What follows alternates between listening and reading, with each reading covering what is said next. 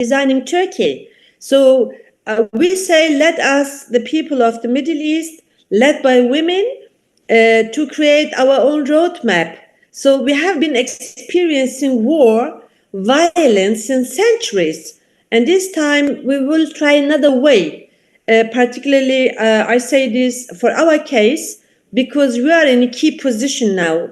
So, and the challenge for our side as Kurds is there's one part pressure from the global players, and on the other hand, on the local ground, the nation states, they really insist to keep their policy of homogenization, of rejecting other ethnic groups, rejecting other religious components, because we have different faiths. It's not just Islam and Christianity. We do have the Zoroastrians in Kurdistan and Middle East. We do have Shias. We do have different orders in Islam itself. And all these components have been surviving for centuries. Why do you impose just one singular identity on all of us? So this is the question we, the women, are asking ourselves, and by asking this, we learned in our own circles in Kurdistan that when the women give up to seek themselves as just the victims of war, instead becoming actor of politics, like we have done in Kurdistan, and now the Kurdish politics is ruled by women. First, what we did was liberating ourselves from any cell of patriarchy. So we have to make the alternative, not asking for emancipation or equality with men. We say we want to make the things better and differently. So for that, we have been struggling for 36 years, and today we achieved so that we are visible in Kurdish politics as women, and the political parties have to listen to us because half of politics is female. And we do believe that there is a possibility for creating, for making Kurdistan as cross-border region in the apocalypse as a bridge to peace. So this is possible. And right now we are in a meeting, so from the Kurdistan National Congress, where we are talking about possibilities of Kurdish strategy, Kurdish roadmap towards peace. And half of the participants are women, like me and others who have been long-term experiences in politics. So because we have seen that patriarchal mentality, mindset is always close to choose a pragmatic way without, let's say, we have now, of course, opportunities. Let's say whoever we are deciding, taking part, this side will succeed. Because we are in the key position, the geostrategic location of Kurdistan as a cross-border areas of Iran, Iraq, Turkey, Syria. And when we see that the global players want to design exactly these states in which we are settled, so these states will need the Kurdish decision, but also the global players. And we say the third way, we are the third party. We reject the annihilation policy, let's say the oppressive politics against us and all people of this country. It's not just ourselves. We need democratic transition. This is our offer to Iran, to Turkey, to Iraq, and Syria. So it depends on them. And we decided if the states are not interested, then find a way to pressure them. So like we did in Turkey since a year, we said we were the one who changed the game. In Turkey, for example, the Kurdish People's leader Abdullah Öcalan, he became one of the most important game changer in Turkey. He said, okay, the world is going to be in a deep chaos, in a kind of interregnum, what Gramsci used to say a century ago, in a time where monsters are coming up. And by referring to monsters, I don't refer to any of politicians, but the system of where the big fish can eat the small fish, because international law, as it was said, is gone, the achievement after the Second World War. So everyone can hunt you, whoever is powerful than you. What we said then is, okay, we will be the first doing the opposite. So we give up the arms. we forced the state by giving up armed struggle as a strategy for our own liberation, which was the case in the last 50 years. So one side changed. So it was the Kurdish side. We give up the armed struggle, so because we don't want to have a war anymore. Then every obstacle in the Kurdish politics, which can challenge Turkey towards a democratic transition, we have been giving up. So now Turkey is on the point to decide whether peace or not. The Kurdish side have been clear, not just verbally, but also practically. As I said, the ceasefire and decision to dissolve the strategy of armed struggle completely, and asking Turkey for legal recognition of Kurds and all people in Turkey. And one main point of the negotiation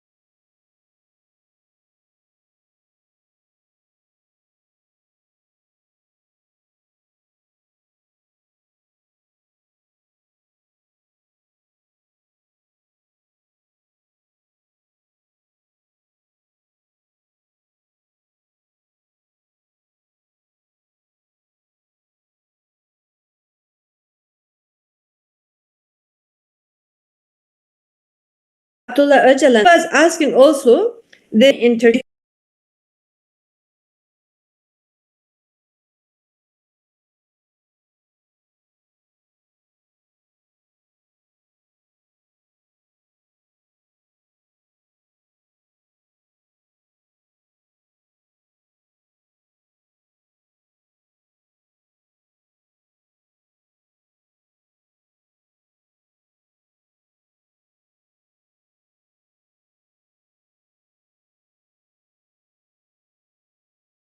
This meeting is being recorded. Suggestions, since the word is going to be changed, since they're talking about new order, then we as women, we need to create our own roadmap as women. What do we want? We can't just complain, we can't just claim. We have to create a kind of roadmap. Firstly, we need as women a social contract agreement between us as women from the world, because we are all differently affected by violence and war, whether it's in different parts in Asia and Latin America, or in Europe. It doesn't look better. It doesn't look better like it was in the past. After the Ukraine war, the civil liberties in Europe are changing because the states want to get a piece of the cake where there's a war in the world.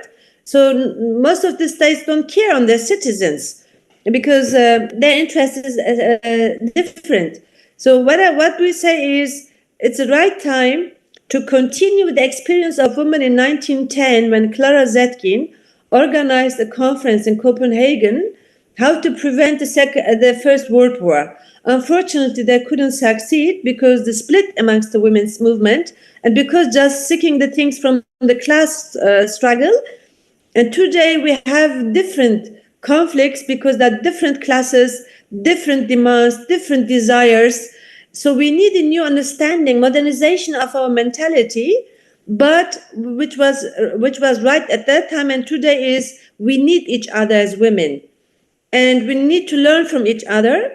So when we come together and have our own, let's say, the universal declaration of women, like Olympe de Gouges was doing this in the past in France, we need a new agreement between us as women, starting with ourselves, and then opposing opposing the current rule of war and violence. And I think this is the right time, and that's why I'm very happy to be a part of this debate here, and was join. I was very happy to listen what is happening in other parts of the world, and also seeing the data given by estimated speakers here. So I would say again, thank you for having me in this panel debate. Thank you so much, Ritash, and thank you for all the other esteemed sisters who contributed a lot. Thank you so much. Thank you so much, Nilofer, for that very moving and very also on the other side pragmatic, offering of lovely words and thoughts and alternatives. Yeah, we are delighted and privileged to hear you. So that, my friends, was Nilofer from Kurdistan. The next actually should have been Anchal, who's a young queer person with disabilities and also probably India's first fully visually impaired advocate, lawyer and record at the Supreme Court. But due to family bereavement, she couldn't make it. So we will move forward to my very dear friend Mohini Tripti, a trans woman from Bangladesh. Welcome and salam, Mohini. I hope you had time to finish your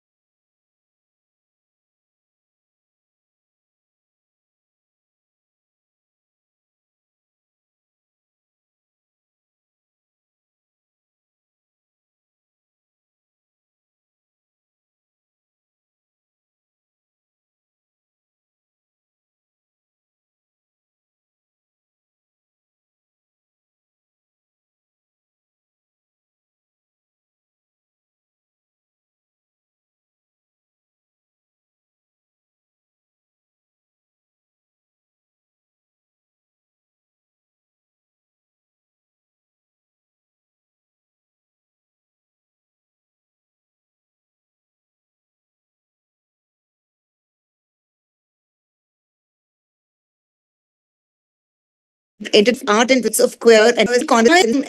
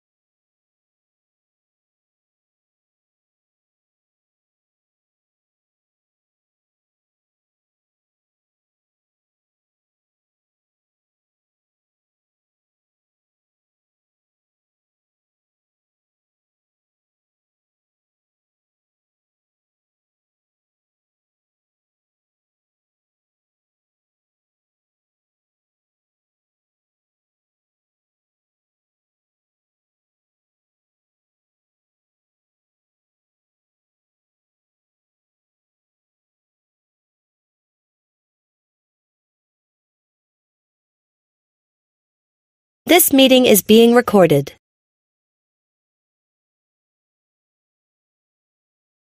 Women in the latest election, and there were not, I think, not at all. There was no inclusion of gender diverse people in the latest election. There was a candidate named.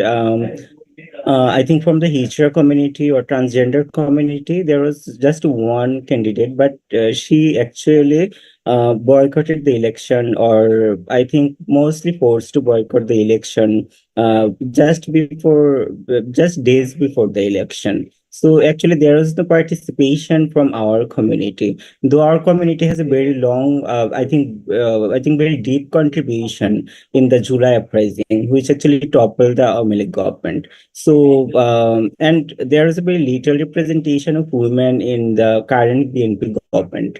And as the Jamaat is the opposition in the parliament right now, so I think it is very alarming for Bangladesh because they're war criminals, mostly war criminals who are actually, I think, responsible for, I think, violence against women during the 1971 liberation war. And after that, they never recognize the role of women in the society. So we are actually in a very, I think, depressing state, but we're trying to actually strive by our own self. And there's, I think, in Bangladesh, as I work in a cultural sector, I think there is very few I think opportunities right now for us, and fundings and other stuff are also, I think, shrinking because I think many kinds of threats actually around us, especially the, I think, gender diverse community as I represent them actually. Before, I think during the Awami League government, there was some transgender people also in the, I think, reserve women seat in the parliament.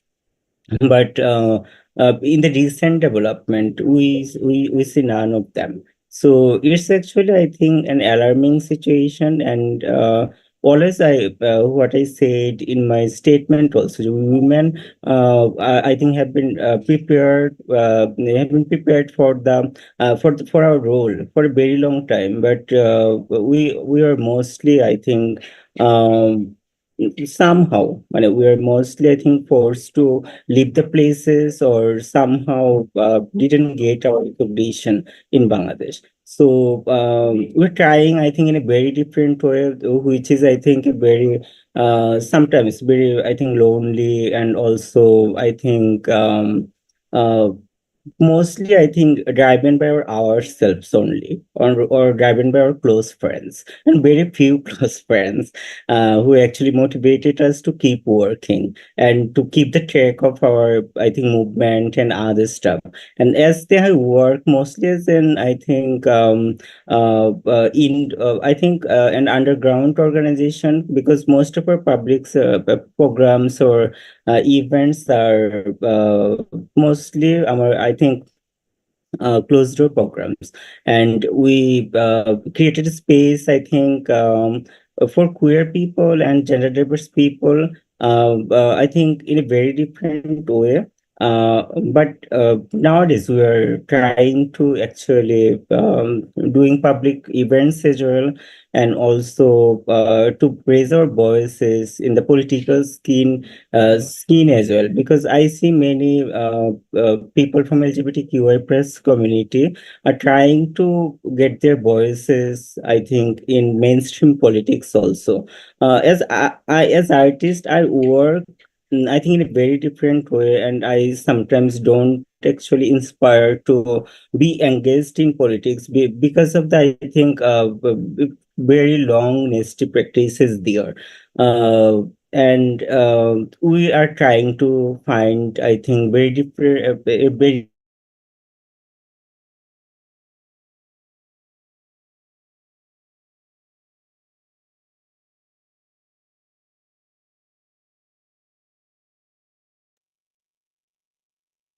Did we lose the network?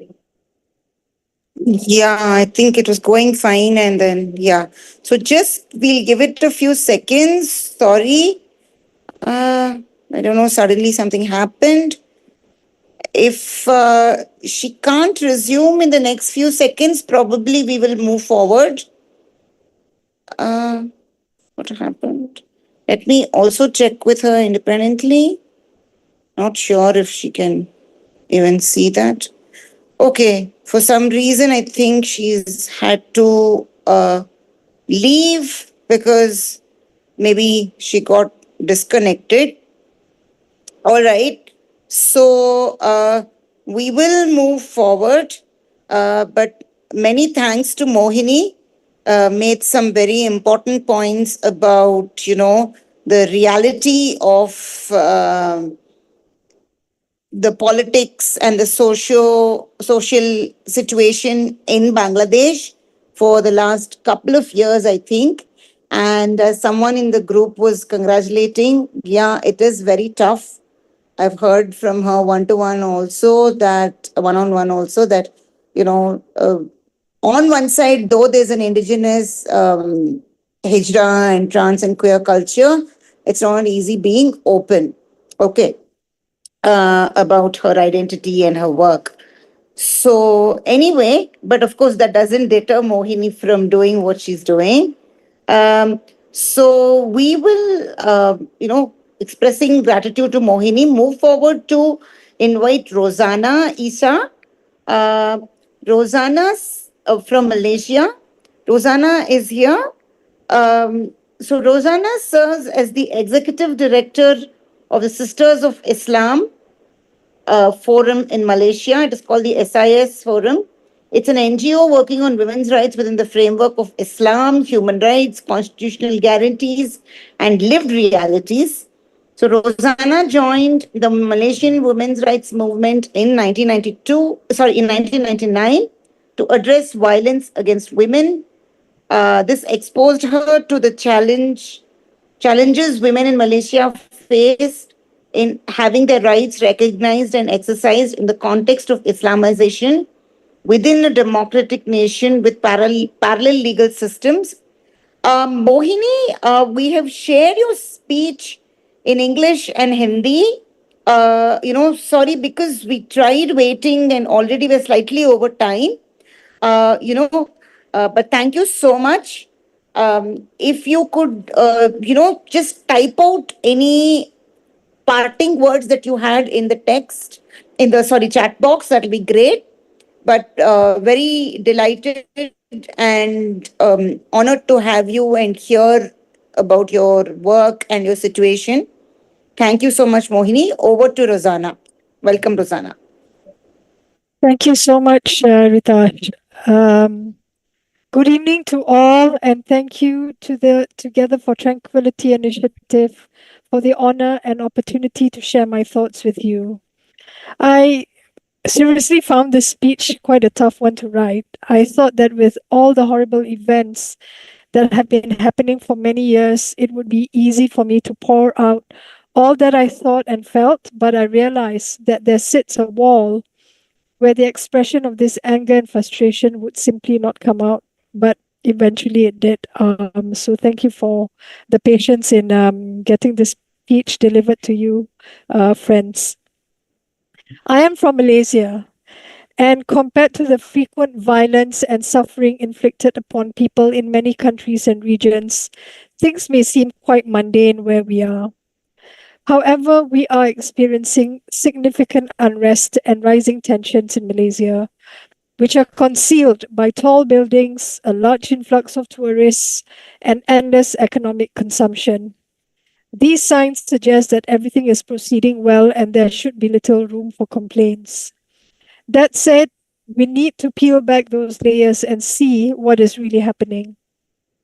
Much of it, like the rest of the world, relates to the increasing intolerance of differences, a widespread sense of insecurity and distrust of those who are different from us, despite having lived side by side as citizens since independence nearly 69 years ago. This sentiment is even more severe with refugees, migrants, and stateless persons who are here only trying to survive. These sentiments and feelings are also being exploited by politicians, individuals, and groups with a keen interest in gaining or maintaining power.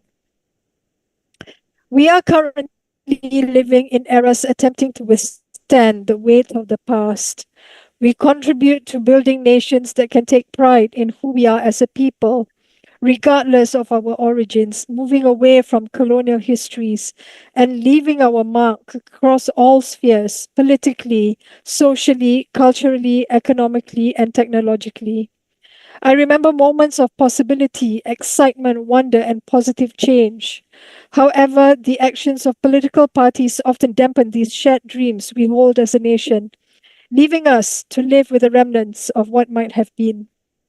Universal and liberal values that were once embraced and upheld are now demonized and accused of being a form of hegemony that would corrupt and undermine our so called Asian values, some of which our political leaders and non state actors claim make us superior and above others. This rhetoric is not new. In fact, it has persisted for decades. Yet it has not lost its appeal to those eager to assert that the majority's exclusivism is the only way we can progress as a nation, and that all others must conform and accept that there is only one way to be Malaysian. And as we all know, very sadly and frighteningly, this is not unique and, in fact, is a global phenomenon. Over the years of development and modernization, many gains have been achieved.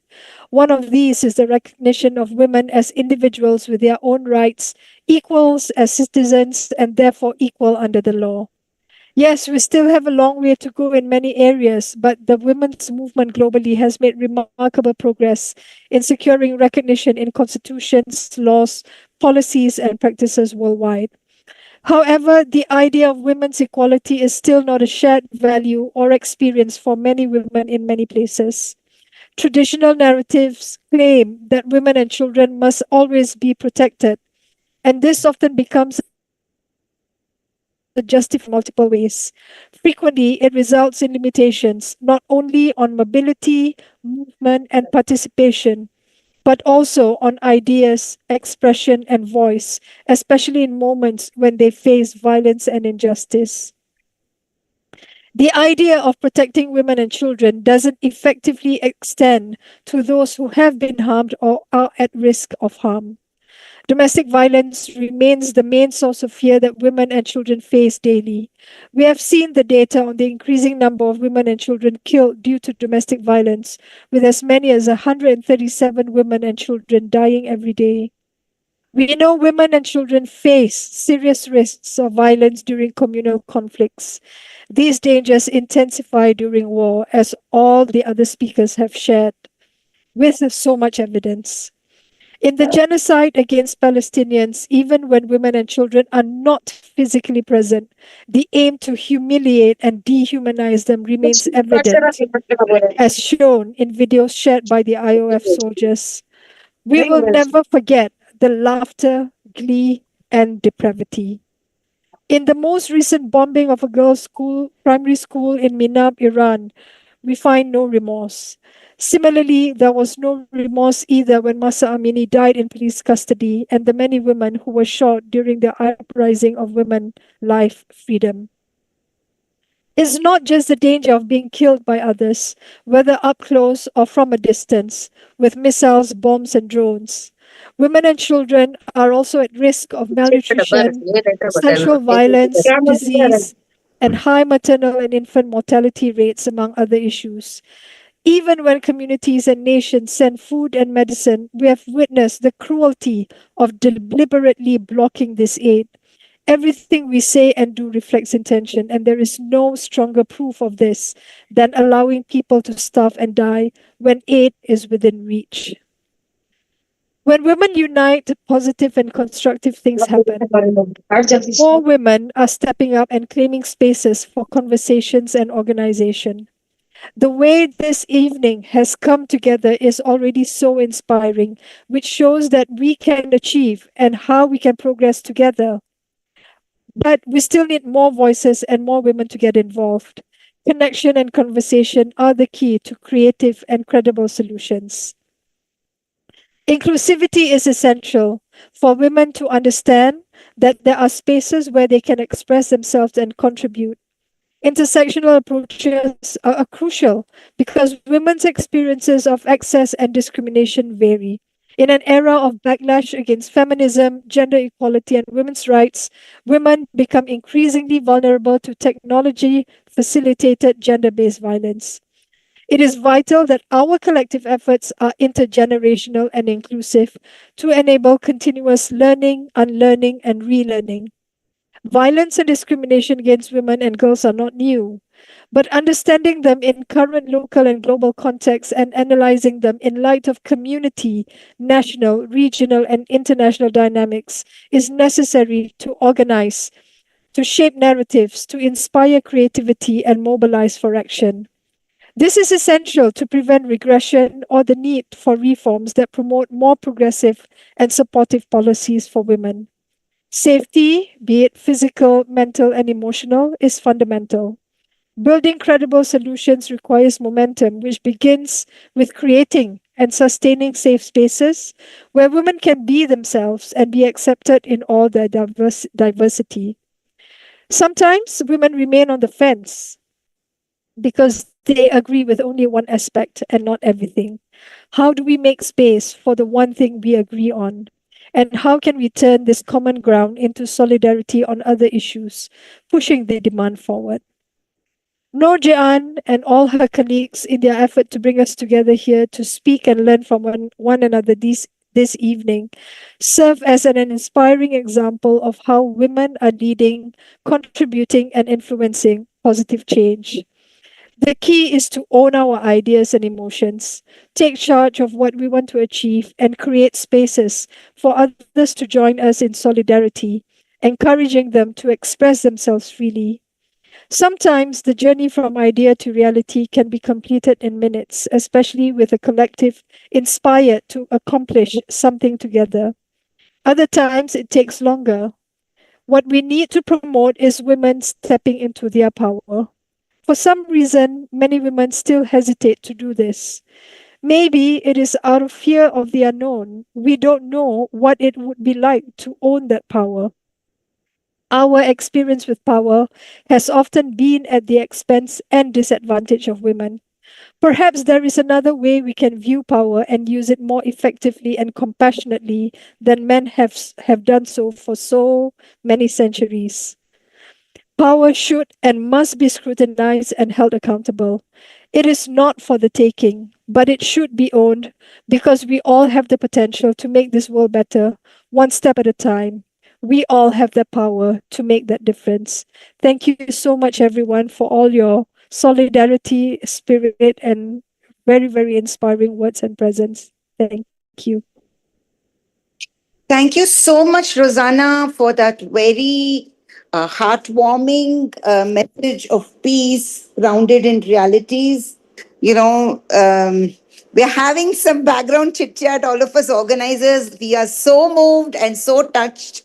And you're, just this has been fantastic and memorable.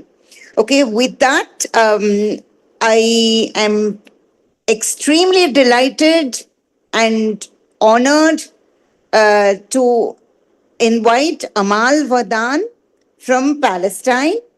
Amal is the founder and chief editor of the Arab Gazette e-newspaper, a digital newspaper, and chairwoman of the Sheikh Hassan Foundation for Culture and Science.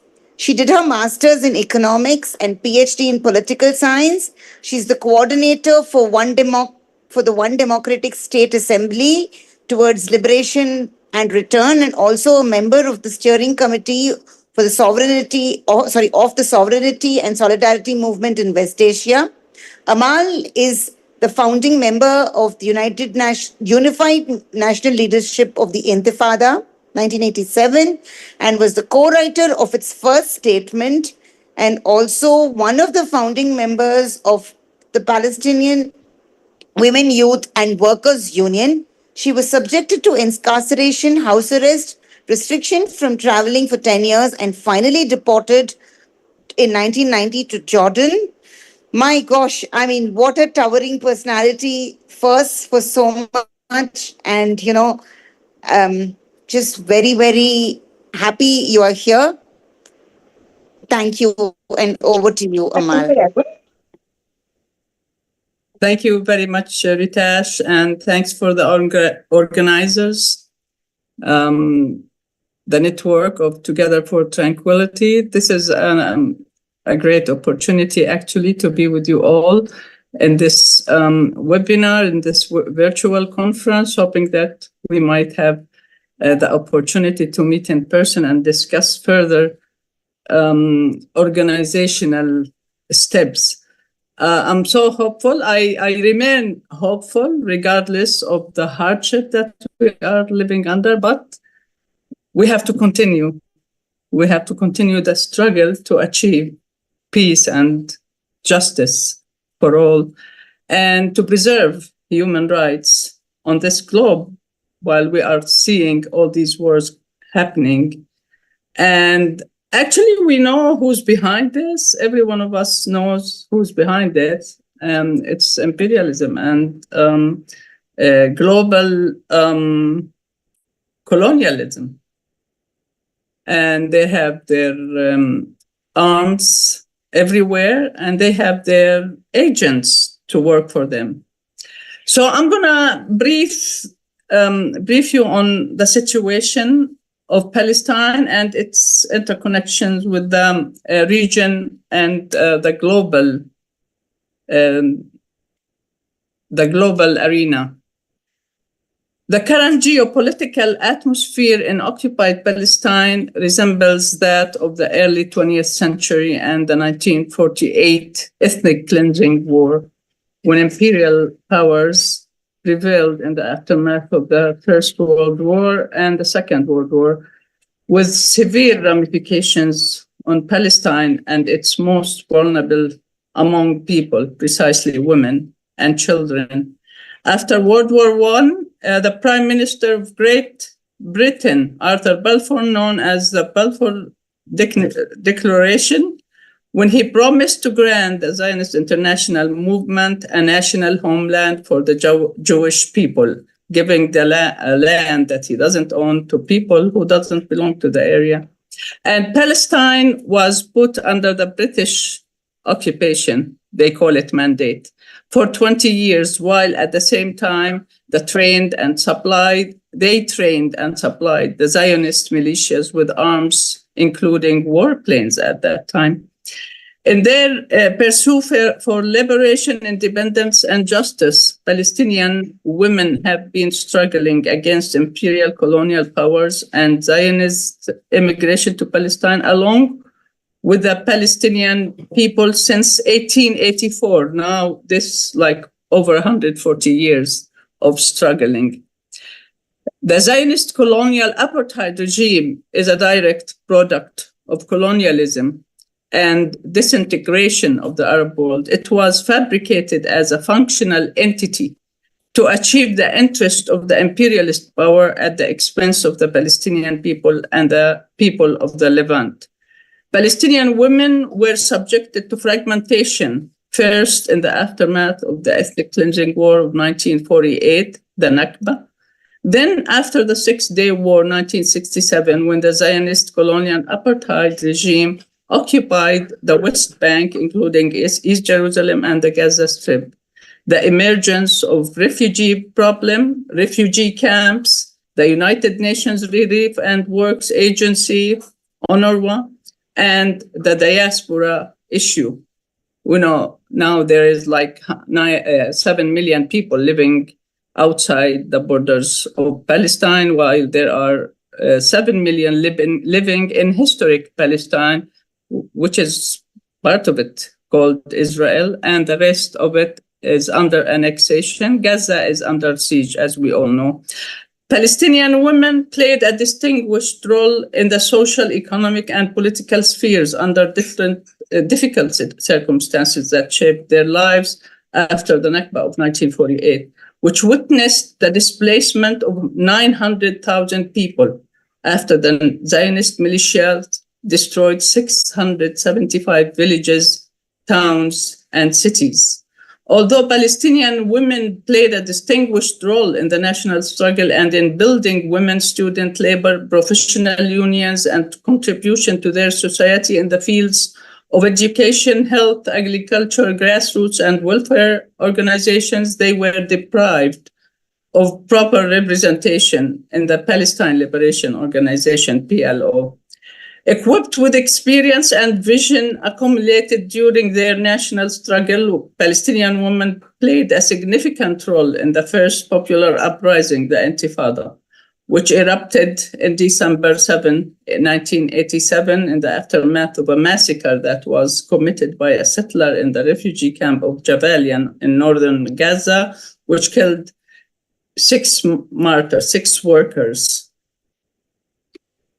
Unfortunately, instead of supporting the unified national leadership of the Intifada, the PLO decided to engage in a conceded negotiation process discreetly without the knowledge or coordination with the UNLI. This strategic fatal decision is haunting us after 33 years of Oslo illusional peace, and proved the deception and betrayal by the Imperial West and their terror as well.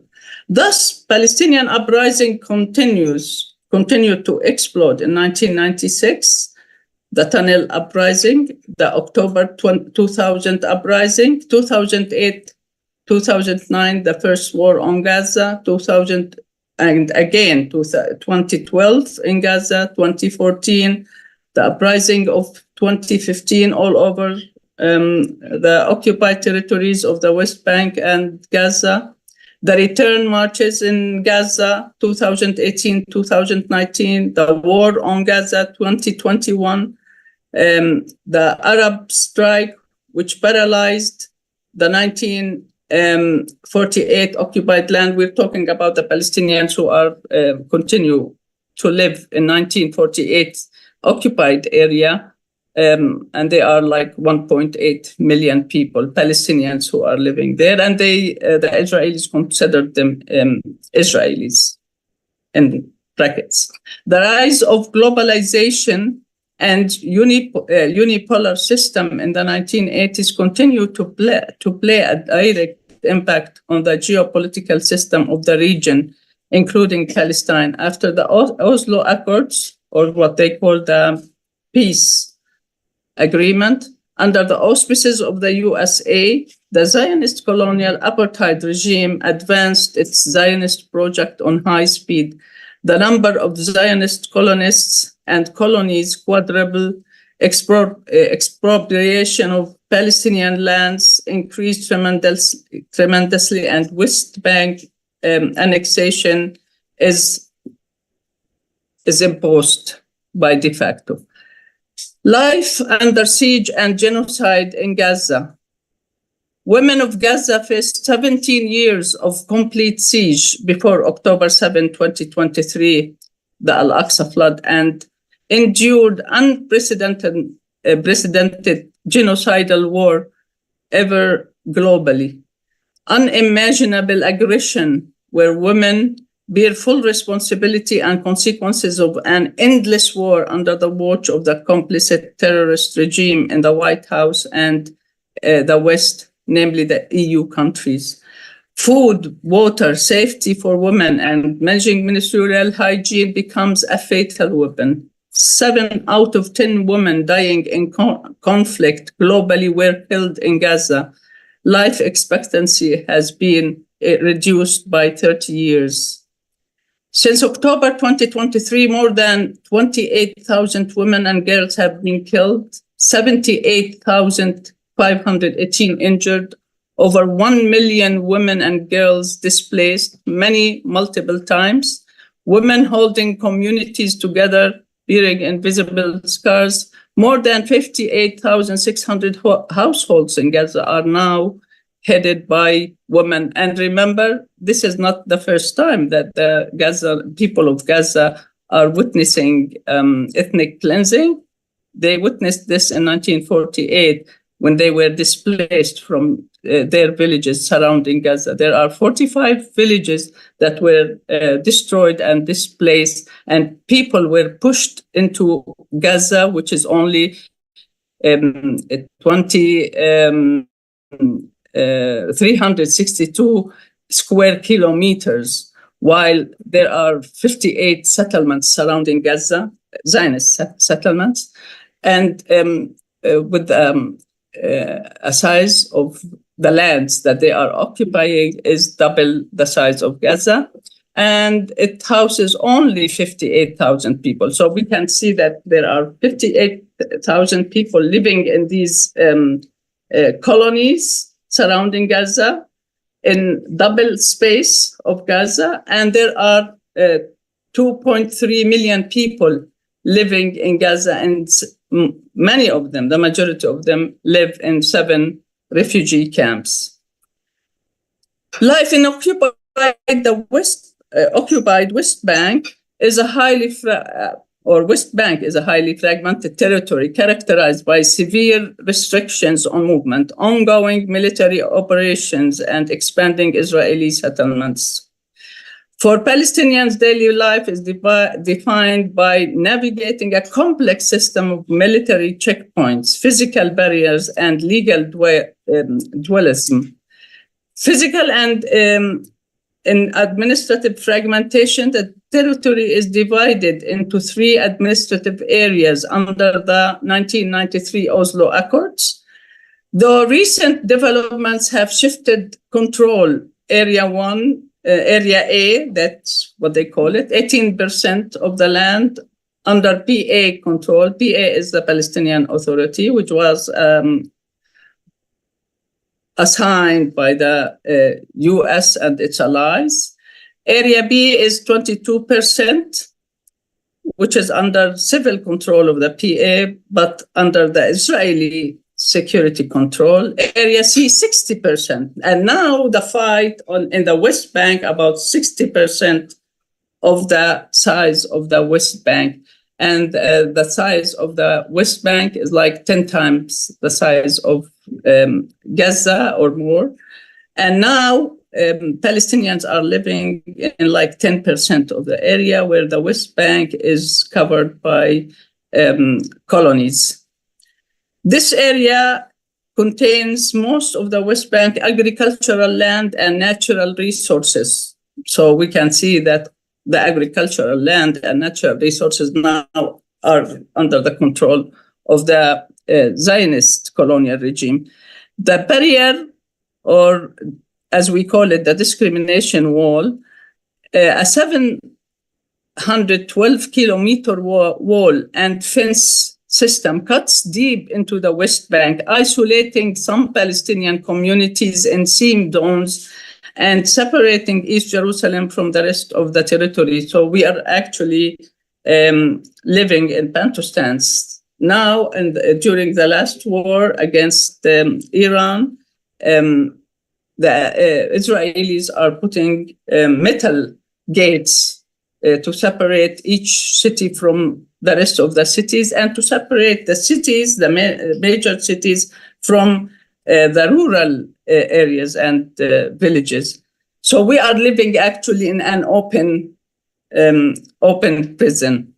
We cannot move from one city to another unless the gates are open, and now under the war circumstances they are not. We can't travel outside. It was hard for us to travel outside, and it is hard for me personally to travel without being stopped and interrogated at the checking cross points.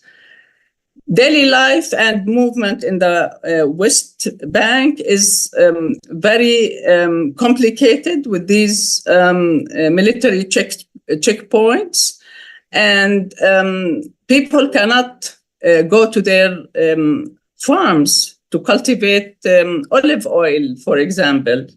So life becomes really unbearable under these situations. Human rights and security has deteriorated significantly in 2024, 2025, and now it's even more than that. This is according to OCHA, which is a UN organization. Military operations. I live in Albire. Albire and Ramallah are, we can say, the de facto capital of what they think is the Palestinian state, where there is no Palestinian state. If you want to have a state, it has to be sovereign, and we don't have any sovereignty whatsoever. And the headquarters of the Israeli army is just 1 kilometer away from where I live, and it's controlling everything, even the Palestinian Authority. In military operations in refugee camps like Jenin and Tulkarem, a year ago, 14 months ago, actually, in January 2025, the refugees were completely destroyed. 35 to 40,000 people were displaced. And again, this is in the West Bank. This is in the occupied West Bank. And this is the second Nakba for these Palestinians who were evacuated by force from Haifa and its surrounding villages, and were pushed to these refugee camps. Settler violence, this is again the same militias that were created in the early 20th century. From 1908 till 1948, afterwards, these militias, Zionist militias, were called the Israeli Defense Army. Now they are using the same technique, the same military operational crimes against Palestinians. These settlers carry weapons, and they are like a paramilitary. They are under the control of the military. So whenever they attack any village in the area, like we are in our city here, our city of Albira, there is 2 major settlements, and these settlers occupy the top of the mountain, and they prevent the farmers and they prevent the owners of the land to go and plant their farms. So land confiscation continues, and we remained even prisoners in our own town with restrictions all around the city. Economic and social impact, it's increasing. The economic decline of 17% GDP in 2024, now it's increasing even more. Unemployment was 35%, now it's over 50%. And we can imagine the life of the people in the West Bank being locked from work, being prevented from traveling, and have no work, no income whatsoever. Even the Palestinian Authority itself has no money to give salaries to its employees. The International Court of Justice, ICJ, ruled in 2024 that Israel's continued presence in the West Bank is unlawful and violates international prohibitions on racial segregation and apartheid. In 2024, there were 645 military checkpoints. Now it's going beyond 900. I spoke about this a minute ago. The city of Hebron lost 20% of its land to Kiryat Arba colony. And Palestinians, 39,000 Palestinians are living between checkpoints, and they have to go to their homes back and forth through metal and razor checkpoints. Jerusalem. In occupied Jerusalem, we can't enter Jerusalem. Jerusalem is locked from the West Bank. No one can enter Jerusalem from the West Bank. And the Gazans, before the last war and before the siege of 17 years, were not allowed to come to Jerusalem. Even if they wanted to come to the West Bank, they have to have permits. Permits is another procedure, another measure that the Zionist occupation is imposing on Palestinians. And in addition to the discrimination wall that we talked about, Jerusalem is being isolated totally, and expropriation of land continues tremendously. Jerusalem now is surrounded by colonies from all parts, but still Palestinians there did not leave the city. And what we know about our people, that they don't leave the land. They belong to Palestine, and they have a long history. They have a civilization. It goes back to thousands and thousands of years. So now the current apartheid Zionist government is trying,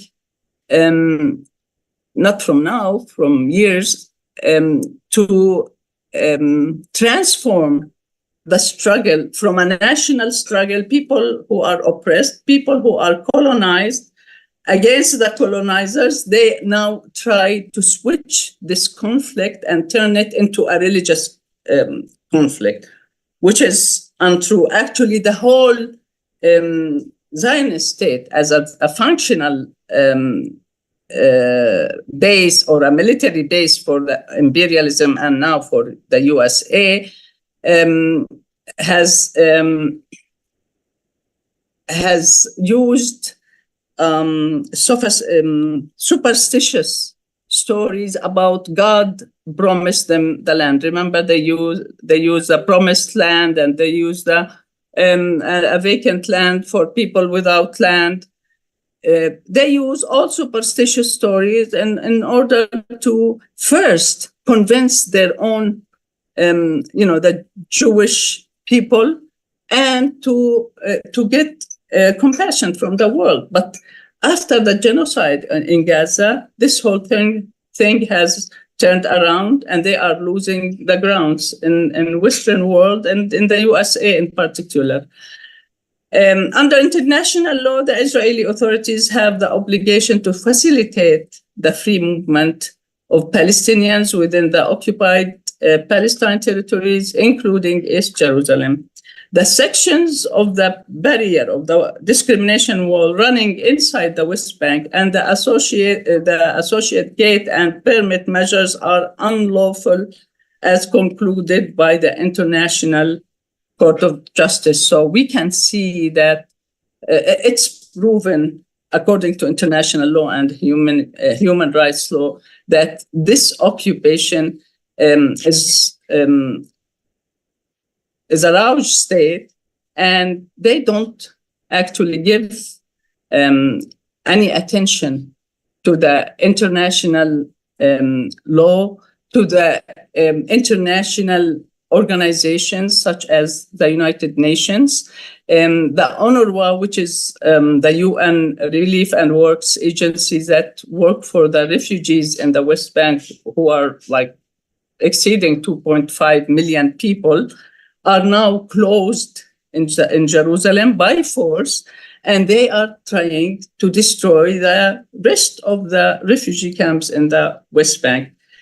This situation actually calls for an action that women can play a great role in. This, that's why I suggested that first we have to start working on an agenda to form a body, like a union, a federation of women, International Women's Federation or Women's Union all over the world, for these organizations, women organizations, who are working for peace and against war, and who are working for justice and for dignity of human being everywhere.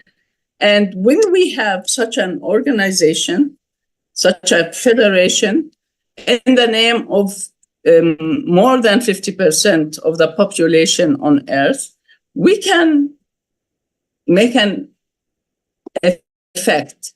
We can change the rules. Instead of being used, instead of being exploited, even in politics, in economics, in international organizations, we can be the shakers and movers of our power, using our power to change this climate, to prevent these countries from unlawful wars. And we have women all over the world who are siding by us, not by us as Palestinians. Of course, we have increased supporters all over the world, but as women, we have to move from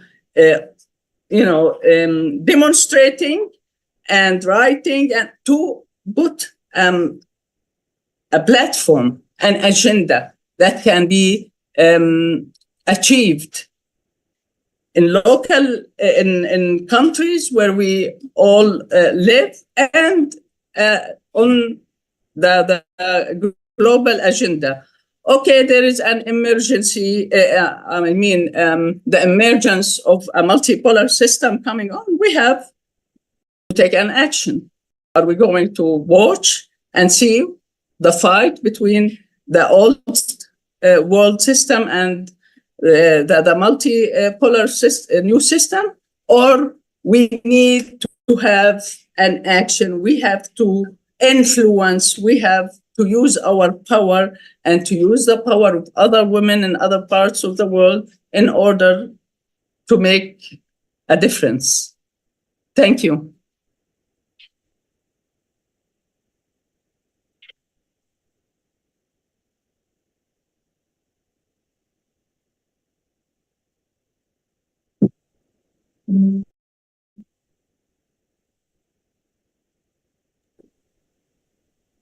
Sorry, it took me a second to unmute.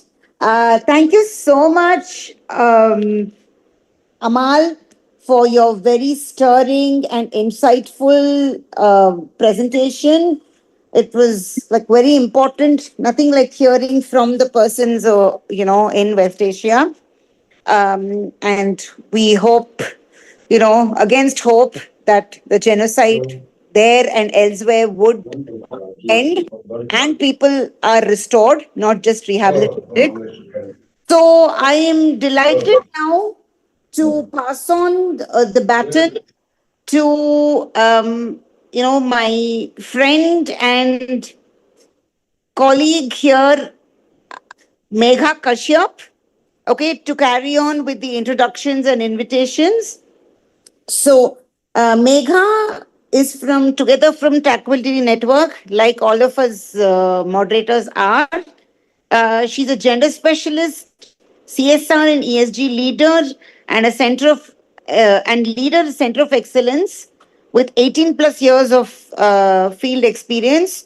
So, welcome, Megha. Over to you, and thanks again. For the honor of inviting and introducing such illustrious workers for peace and justice everywhere. Thank you again. Thank you, Ritash. Thank you so much. It is my great honor to invite distinguished speaker from Pakistan, Fiza Hussain. Fiza Hussain is a human rights activist and civil society member dedicated to advancing social inclusion, gender equality, and minority rights. Currently, she is working as a program coordinator with Community World Service Asia and leading a portfolio of advocacy for legislative reforms to protect the legal rights of marginalized communities and advance their political participations in Pakistan. Her work bridges the linkage between government legal experts and civil society to ensure effective project implementation and advocacy. International non-profit organization, she specializes in improving access to justice, youth empowerment, and local governance. She is passionate about driving systematic change.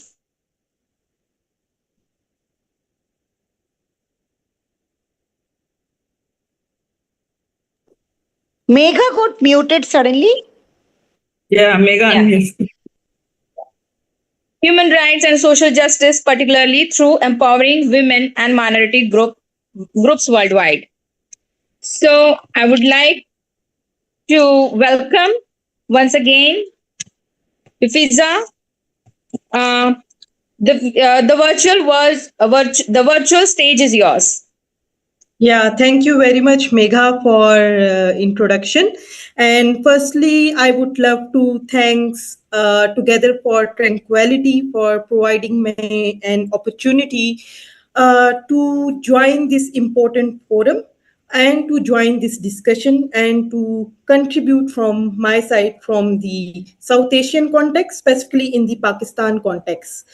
So when we say women, we speak not only of the gender, but the spirit of courage, compassion, and the resilience that sustains families, communities, and societies across the globe. And certainly in Pakistan, this spirit is visible in the countless ways where women continue to nurture hope even in the most difficult circumstances. So, when I talk about the geopolitical context of Pakistan, today the country exists within the complex geopolitical and social environment.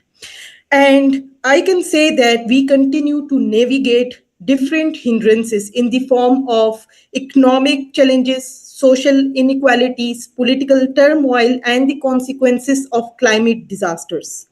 And in such a situation of uncertainty and unrest, if we can look into the history has repeatedly shown us the painful truth that always the marginalized group, the women and the children, especially those who are belonging to marginalized communities such as religious minorities, are often the first and the worst affected people. And in Pakistan, if we look the trend of violence against women, so it always remains a serious challenge and it appears in many forms and manifestations, like in the form of domestic violence, early child marriage, social exclusion, and deprivation of inheritance right.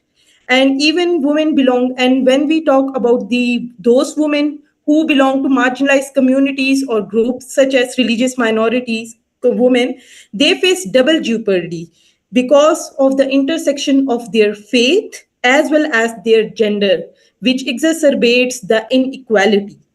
But violence is always not visible in a sense that it is embedded in our structures, in our, we can say, the social attitudes and legal structures that make it difficult for women to access justice. For instance, in the matter of family laws, marriage, divorce, and inheritance and guardianship aspects. So we in there are areas we can say that there are outdated colonial laws that needs an urgent reform because these are very discriminatory laws.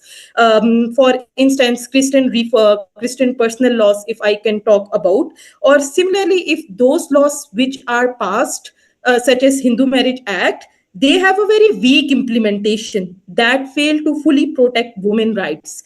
These gaps have actually left women vulnerable to insecurity, exploitation, and social stigma.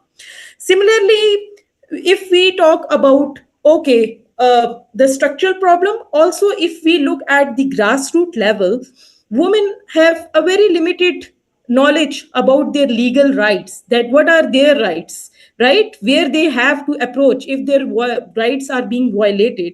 So in this scenario, if few women who are knowing about their rights, they still face many structural problems in the form of lengthy legal procedures and also the gendered bias behavior from the institutions.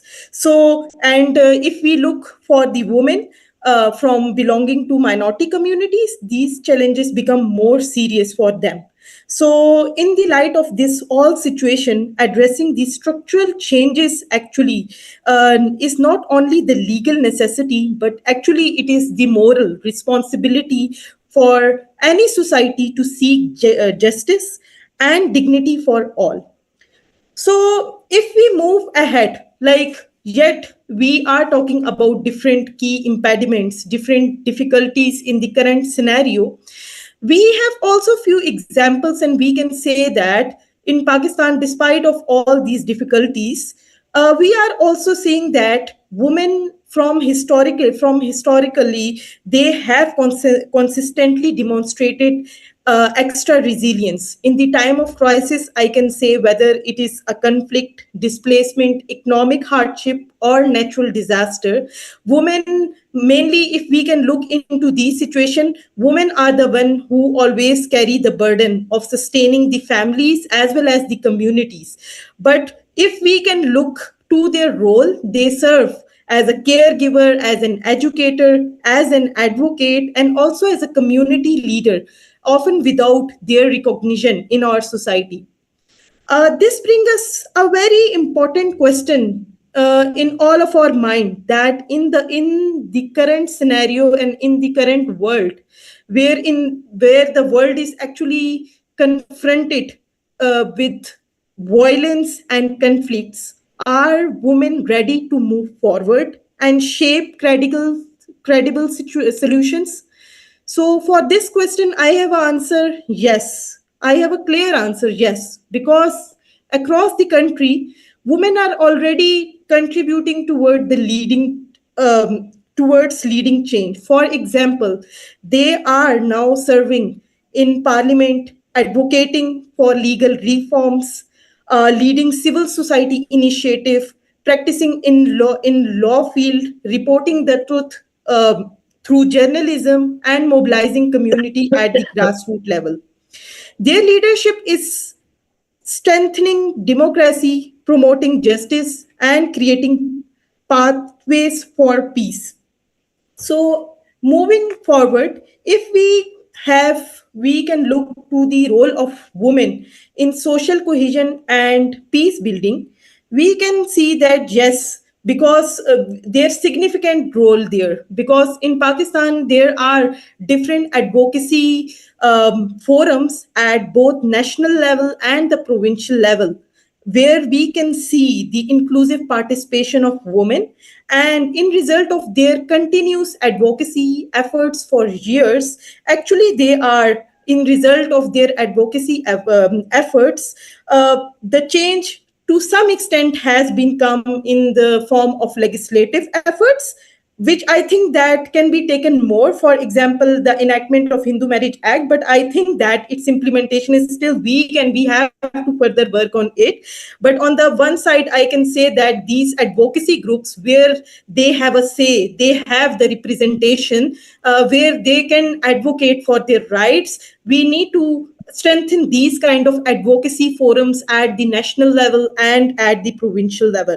Similarly, if at the grassroots level, if we can say, we can look into the context, women play a very vital role in promoting dialogue, peaceful coexisting within the communities. Their leadership helps strengthen trust and reduce social tensions. For example, women representation in community level groups, if we can say, the community level group is very small thing for us. But if you can look there, that if there is a small gathering at in the rural setting, at the village level, you can see that how these small gatherings actually provide them a forum to not only share their experiences but to also raise the voice of their community.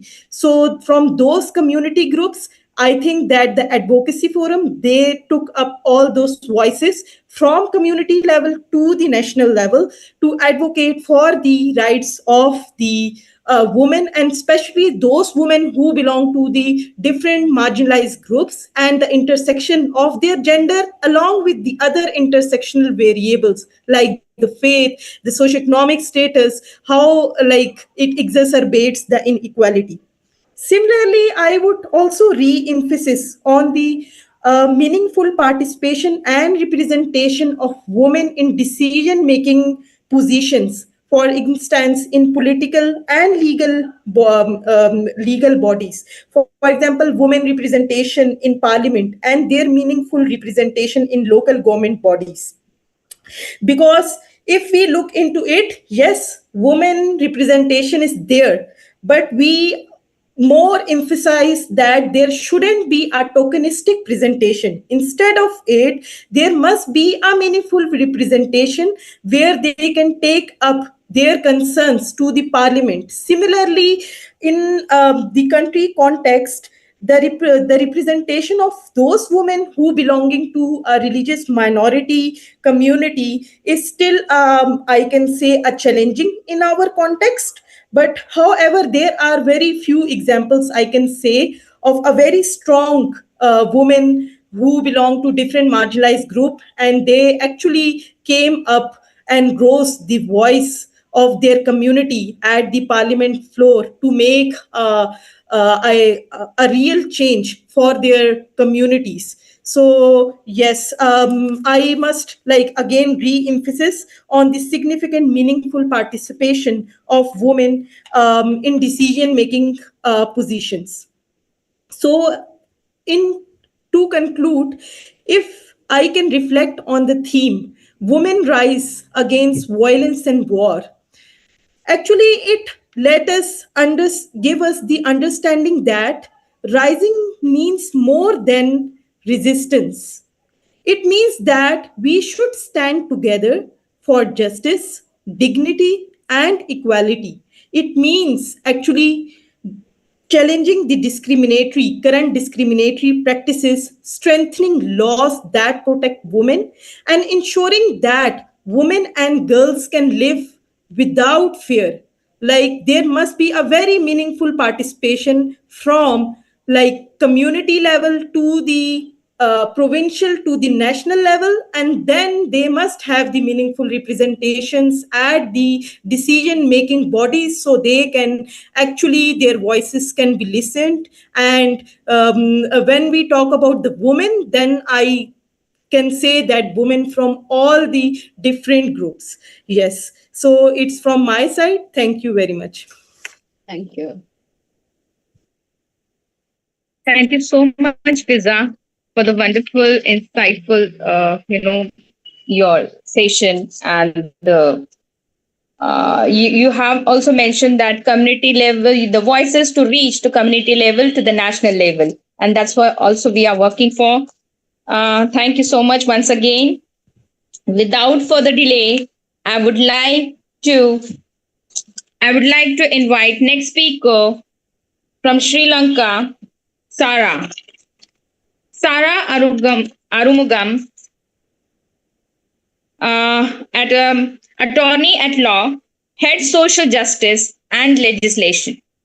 She is an accomplished human rights lawyer and peace builder with over 20 years of professional experience in civil legislation, strategic project management, advocacy, and social justice initiatives.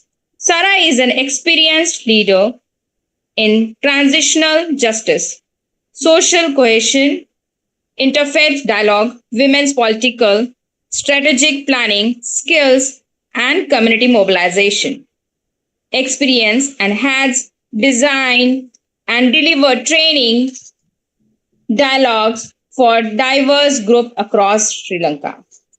So I would like to once again invite Sarah. The virtual stage is yours. Thank you. Thank you. Good day to everyone joining us from different parts of the world. On International Women's Month, I would say, I cannot say day because we have already, passed the day. So we are gathered not only to celebrate the strength and resilience of women, but we also gathered here to reflect the urgent challenges facing our world today. I would like to begin with a story. Several years after the end of the civil war in Sri Lanka, I met a mother in the northern part of Sri Lanka who had been searching for her forcibly disappeared son for many years. Like many other mothers, she stood by the roadside holding his photographs during peaceful protest, asking for answers. She told me quietly, "The war may have ended, but for us, the waiting has never ended." Her words remind us of painful truth. The end of war does not automatically mean the arrival of peace. Peace requires truth, justice, healing, and dignity. Today, we are meeting at a crucial time when the world is experiencing deep, dangerous crises. Across many regions, violence, conflicts are intensifying. The humanitarian suffering is growing. From Gaza to Ukraine, from Sudan to Myanmar, millions of civilians continue to face displacement, destruction, and loss of life.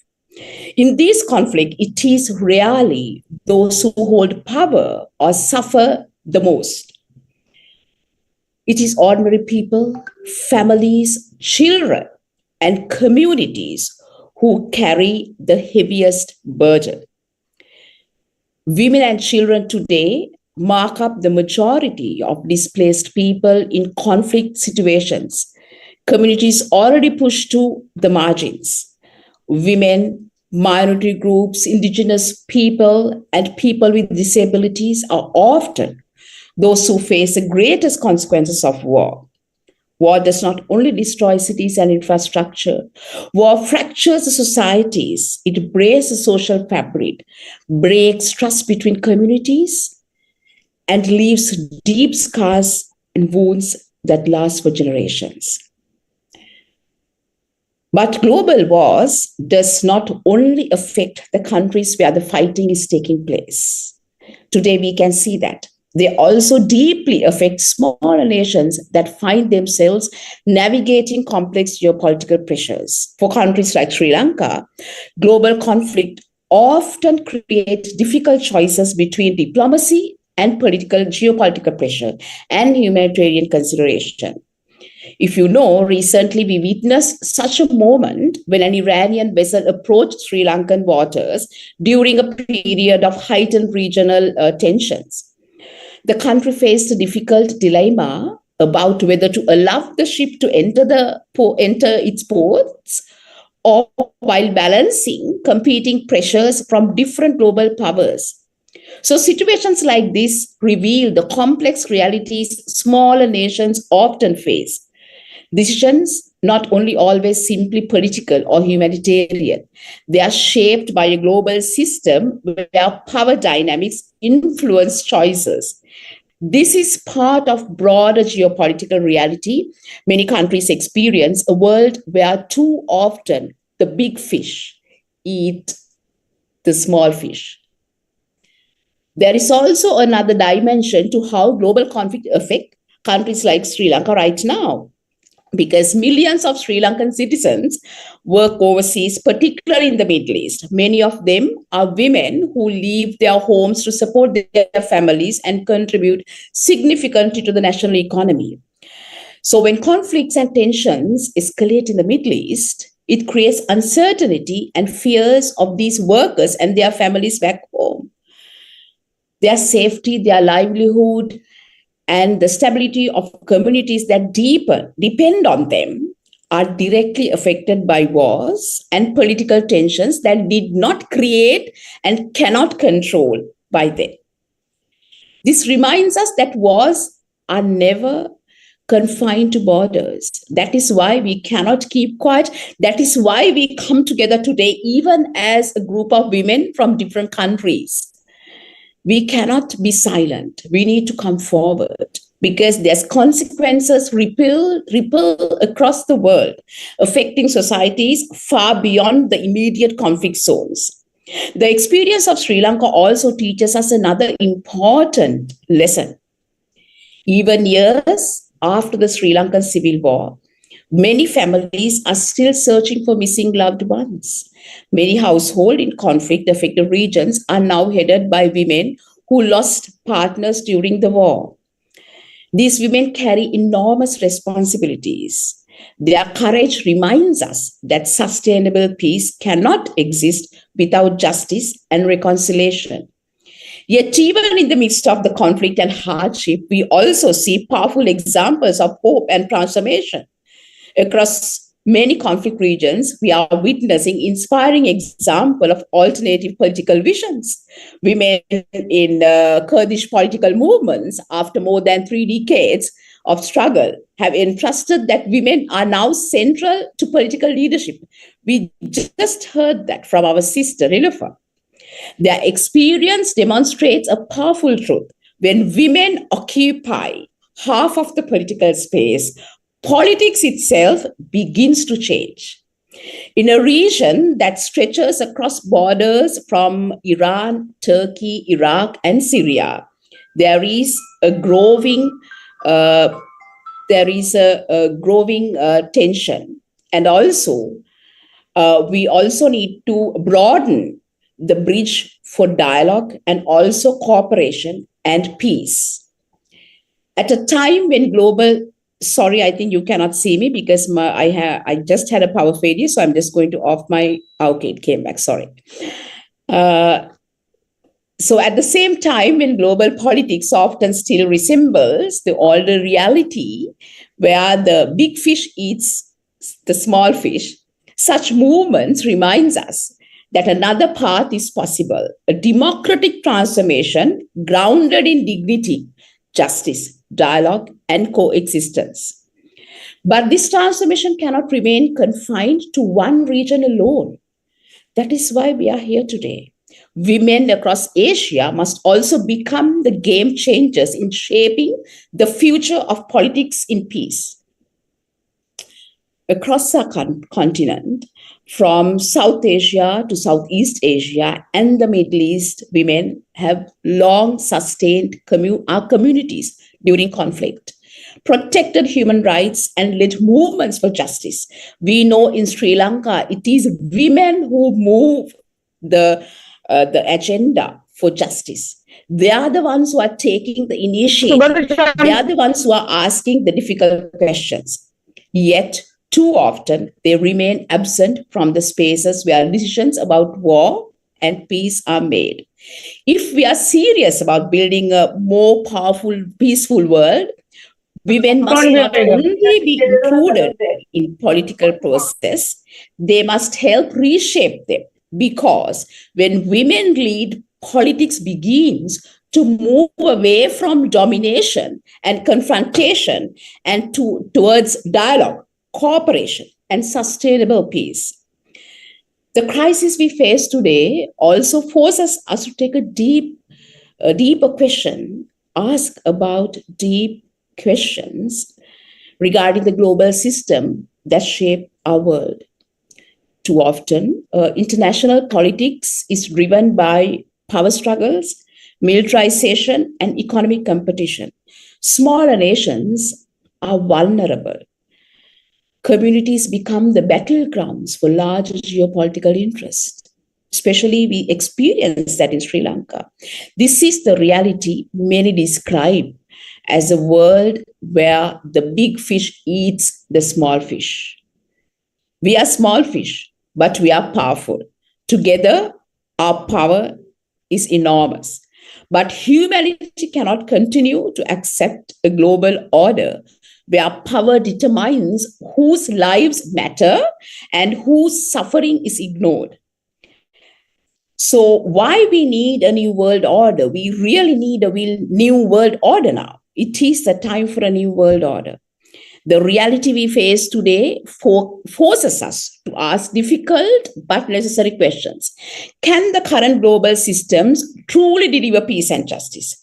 Too often, the international system is shaped by power politics, militarization, economic competition, and unequal global structures. The ideals of the Universal Declaration of Human Rights remain unfulfilled for millions. Who is questioning about this? Where is the power of UN? Where is UN? We need to ask these difficult questions. The principle of international humanitarian law are repeatedly violated in conflicts. There is a genocide happening. Where is the law? Who is coming forward? How many countries are supporting?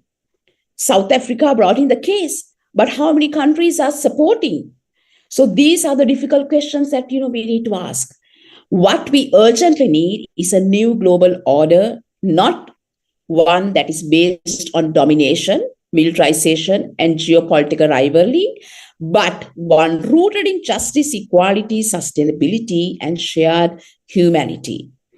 A world order where peace is not an afterthought, but the foundation of global cooperation.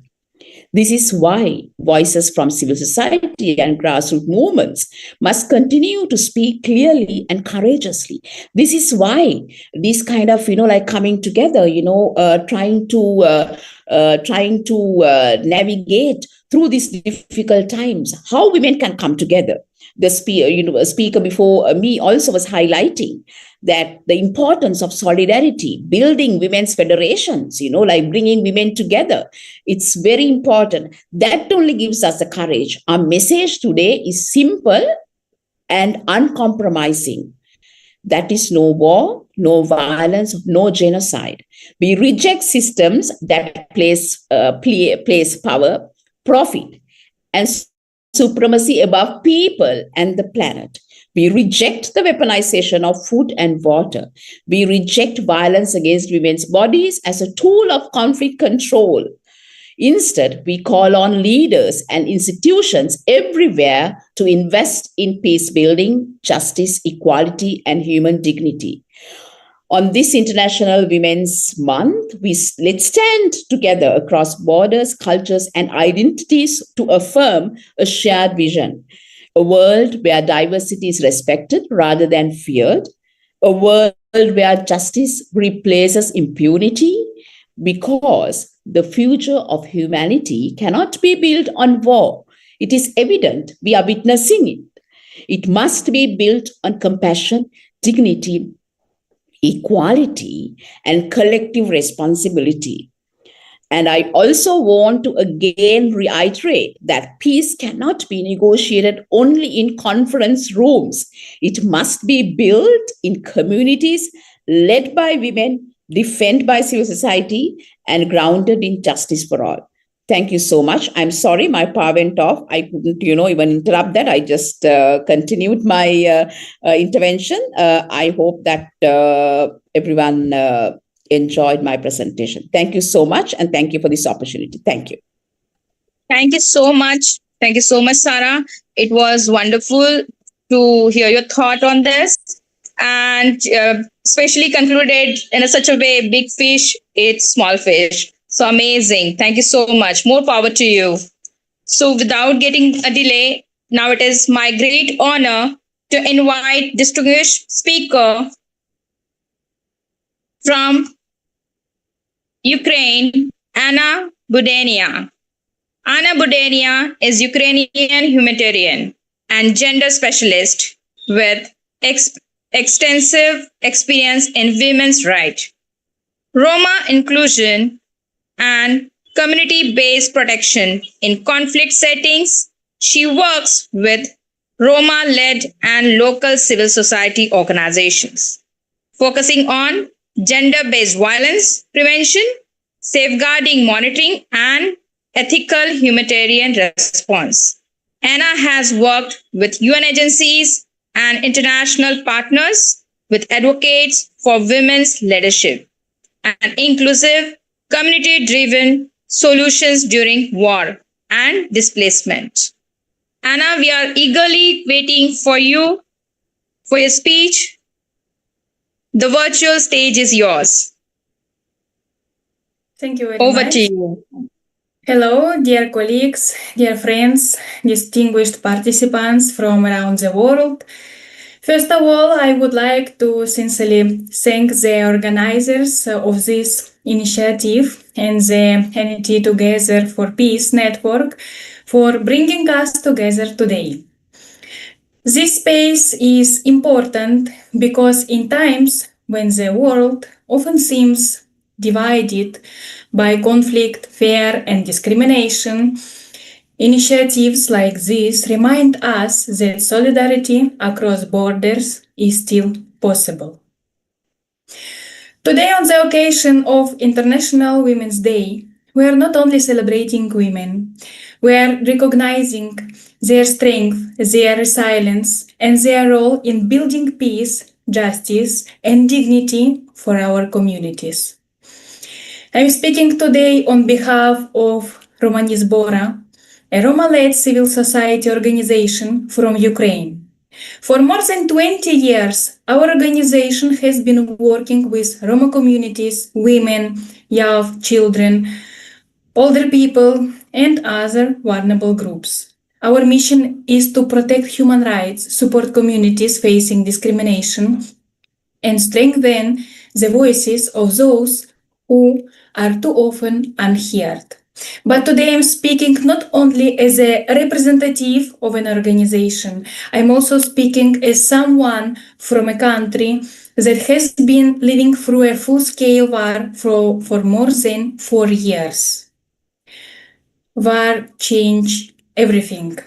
It destroys homes, separates families, creates fear, trauma, and uncertainty.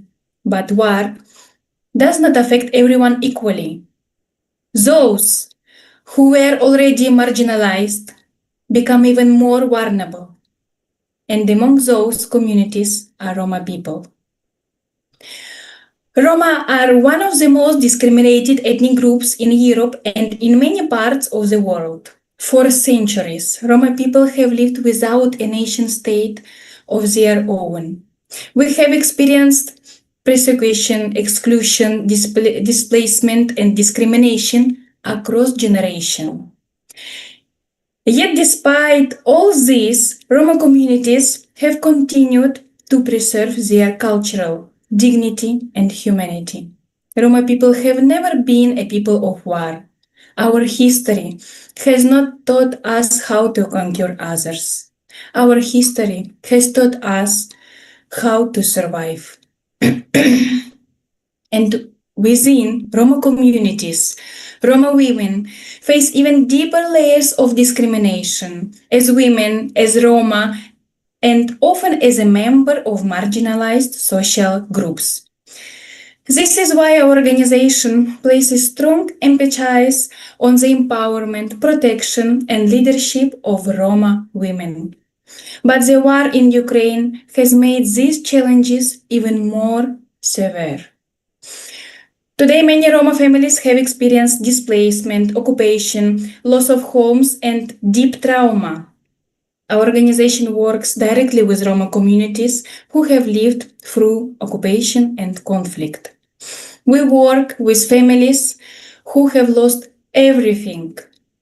We work with women who have experienced violence and trauma during the conflict, including gender-based violence, also including sexual violence-related conflict. We provide humanitarian assistance, psychological support, legal aid, and protection services for the most vulnerable. Because war does not only take place on the battlefield, war also enters homes, war enters communities, and very often women and girls carry the deepest consequences of conflict. That is why the role of women in peace building is so essential. Women are not only victims of conflict. Women are leaders of resilience. Women are protectors of communities. Women are builders of peace. And we see this every day in Ukraine. Women are volunteering, organizing humanitarian aid, supporting displaced families, defending human rights, and helping communities survive even in the darkest moments. Among these women are Roma women, strong, courageous, often invisible to the outside world. Yes, essential to survival of their communities. That is why global solidarity is so important. Peace cannot be built only by governments or political institutions. Peace is also built by communities, by grassroots organizations, by women, by activists who refuse to remain silent in the face of injustice. Today, from Ukraine, from a Roma organization, from a community that has known discrimination and resilience for centuries, we want to say this clearly. Peace without justice is fragile. Peace without equality is incomplete. And peace without women is impossible. We don't want a world where marginalized communities must wait for dignity. We want a world where every woman is safe, where community is respected, and every human being is treated with dignity. At NGO Romani Zbora, we believe that peace begins with respect for human dignity. Peace begins with discrimination when discrimination is challenged. Peace begins when women's voices are heard. Peace begins when the most marginalized are no longer pushed to the margins. Today we stand in solidarity with women across the world, women who resist violence, women who defend human rights, women who rebuild communities after conflict. Let us remember, peace is not silence in the face of injustice. Peace is the courage to defend humanity. Dignity is not charity, dignity is a right. And when marginalized women rise, humanity rises with them. Thank you for your solidarity. Thank you for standing together for peace, dignity, and equality. Thank you. Thank you so much. Thank you so much, Anna, for the wonderful speech and inspiring words, insightful your discussion on this. And we are really honored to hear you on this. Thank you so much for joining us today. Yeah. So I would like to call our from a team, Apurva. She's the co-founder for the She Power. She would like to present her the app. So I'm requesting Apurva, the virtual stage is yours. Thank you. Thank you so much. Good evening, everyone. On this international platform, we come together to raise a collective voice against war and violence. And history reminds us that while conflicts destroy nations, women are often the ones who rebuild societies, restore hope, and nurture peace. So through She Power, we are committed to amplifying women voices, strengthening leadership, and creating a global network of women who stand for peace, equality, and progress.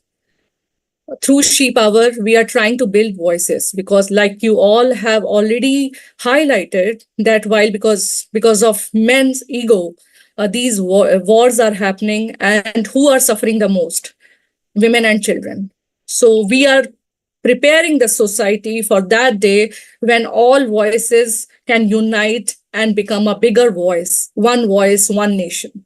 So the She Power app we have built is a digital platform where we are aiming to build that voice, one voice, because when women lead with courage and compassion, the world moves closer to lasting peace. So today, through this platform, I want to showcase what all features I have built to give it together with my founder, Alpana Bharati, and I'm from Hyderabad, but we have created this digital innovation in social sector, especially for women. This is only for women.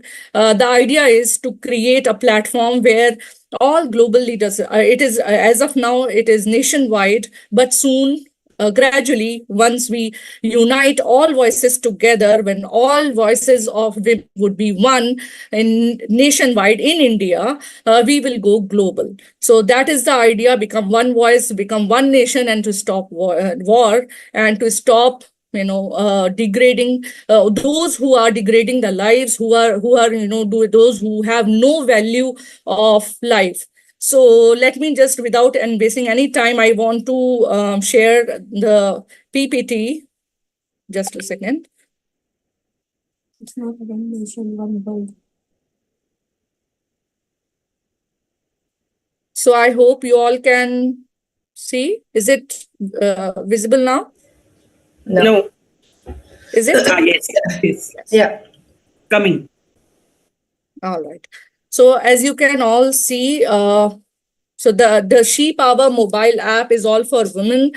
And we have been working for last 40 years, and we are building a platform where victims can become leaders. So we're bringing awareness around their rights, constitutional rights, where they can, come together, come forward. And even if they are not one in language, if they do not understand each other's language, still they are connected through hope, through love, and through all those atrocities that women are facing across the world. So that is the reason nationwide we are coming up with 12 regional languages, because in India we have different languages, the state changes and the language changes as well. So for this reason, we are focusing on marginalized community, where we are bringing together all those women who are from marginalized communities living in villages. The help is not reaching them. The proper infrastructure is not there. Healthcare is not reaching. But somehow we have seen that in small pockets, women are working. Small NGOs are there. They are trying to bring awareness. So She Power is a platform. It's a social platform. And through this platform, we are trying to bring all the NGOs together, because they are all doing wonderful job. They're all doing wonderful work. And we have this hope only from women, because we have seen that in war, it is only because of male ego. These wars are just destroying the earth.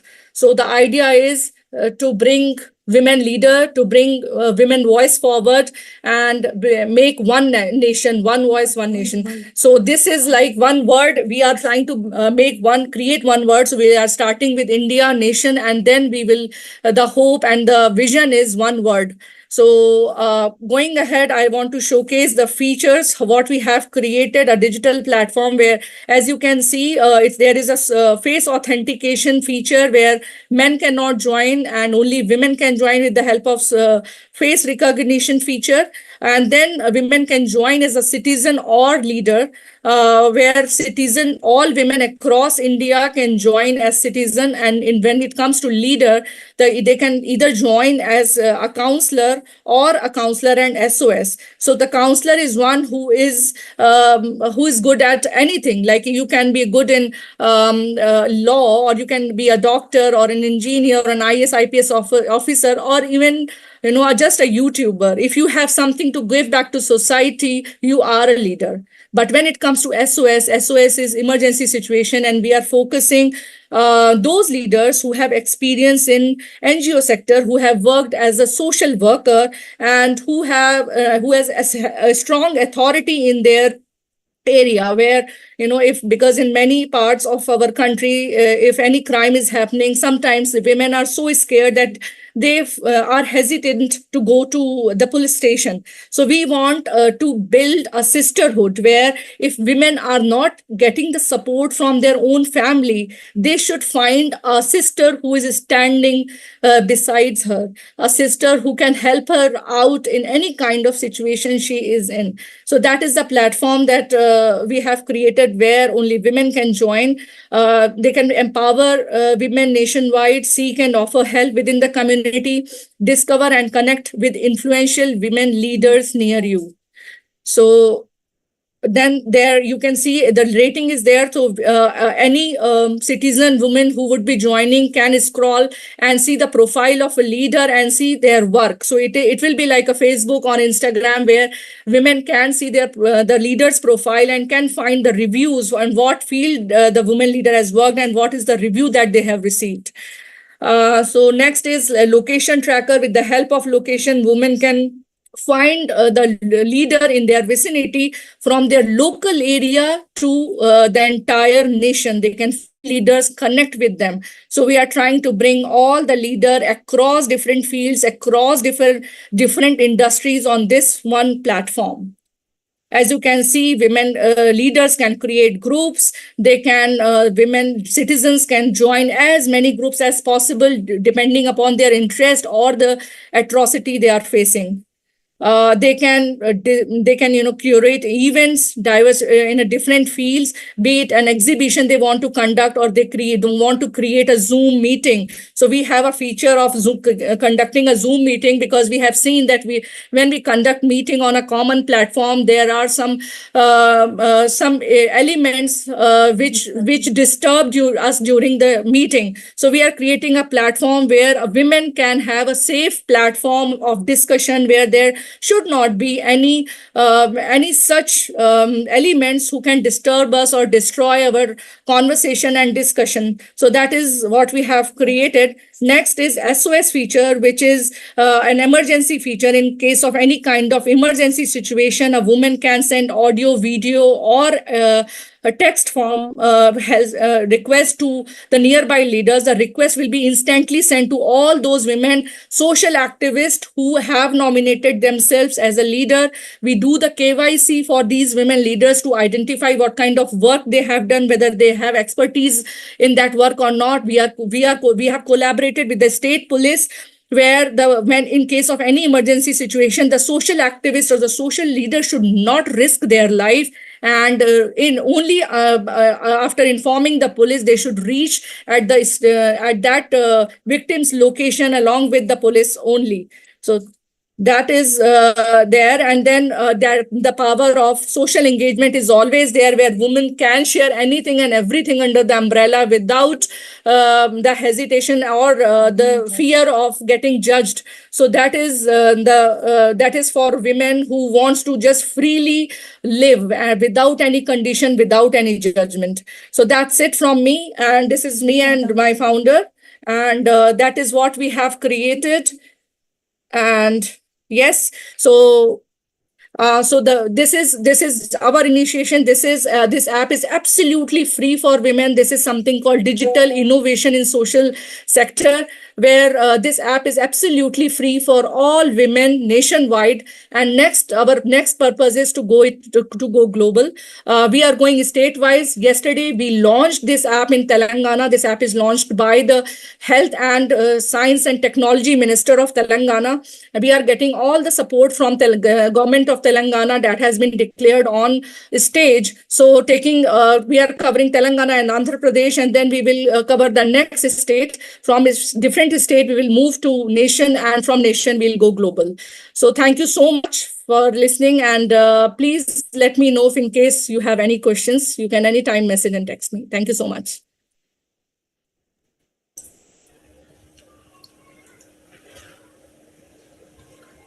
Thank you, Apurva, for that. I think now we are virtually coming to the close of this evening's talk. We've had very, very enriching talks from 13 very strong, inspirational women from those 13 countries. I think there's been a lot of, excitement and enthusiasm amongst all of us. We'll keep it growing, and I'm sure this movement is going to spread far and wide, and we need it because that is the need of the hour. So I wouldn't want to go any further. I hope all of you all have enjoyed the speakers' inputs, and we will continue to stay in touch with each other. So I now would request Noor Jahan, who is the co-founder of the organization is known as Bharatiya Muslim Mahila Andolan, which literally means Indian Muslim Women's Movement. So she will have the pleasure of extending the vote of thanks. So Noor Jahan, it's over to you, please. Thank you, Asha. I would like to begin to give my gratitude to all those people who are still there.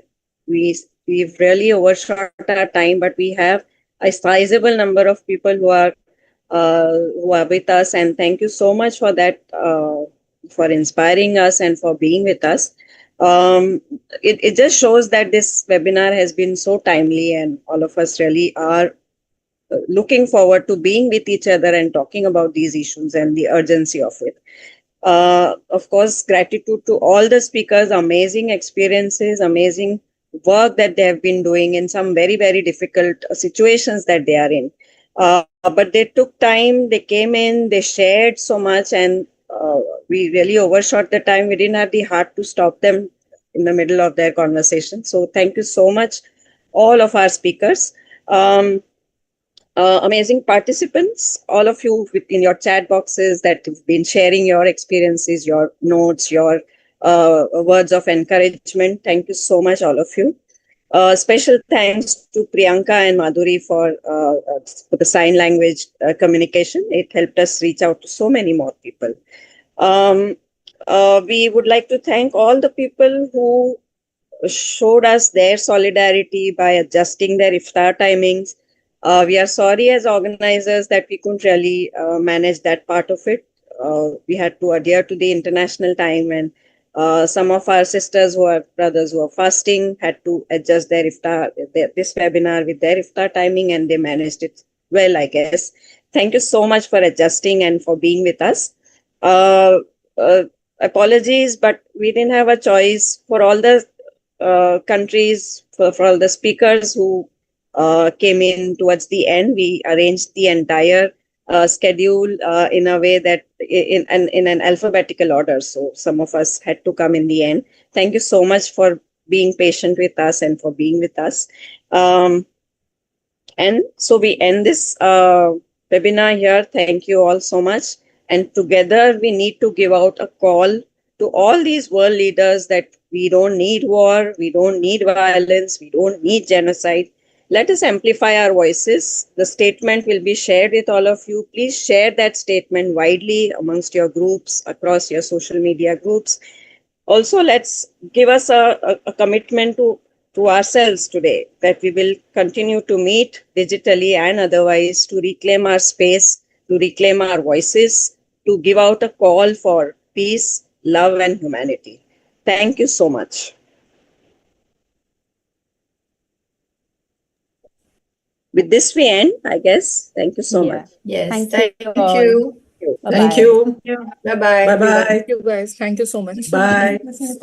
Bye-bye. Bye, everybody. It was wonderful. Thank you, everyone. It was wonderful, really wonderful. Thank you, Joshia. Participants from across country, yes. Mrs. Wagmare, Thank you so Evangeline much. from US. Thank you, Joshia. Thank you. Hi, Vinayji, yes. Wonderful. Yeah. What a joy to From connect. Kyrgyzstan, people are here. Vimla. Thank you, Joshia. Thank you. Thank you everyone for joining. Yes. Thank you very much. Bantu Manjala. Thank you for joining. Yes, we can identify many of our friends. Thank you so much.